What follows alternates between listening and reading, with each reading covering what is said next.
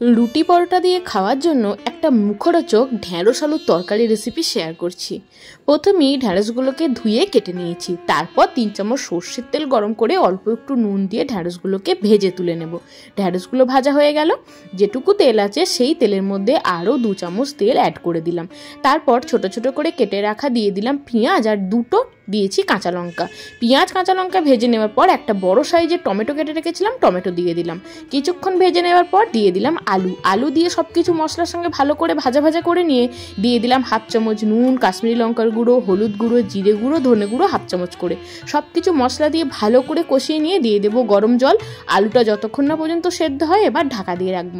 মোটামুটি মিনিট 10 পর ফিরে এলাম, আলু সেদ্ধ হয়ে গেছে। এবার ভেজে রাখা ভেন্ডিগুলো বা ঢ্যাঁড়সগুলো অ্যাড করে দিলাম। খুব ভালো করে সব কিছু মিশিয়ে নিয়েছি। সবশেষে দিয়ে দিলাম অল্প একটু ধনেপাতা কুচি। এইভাবে আলু ভেন্ডি বানালে ভাত, রুটি সবকিছুর সঙ্গে কিন্তু একদম জমে যাবে।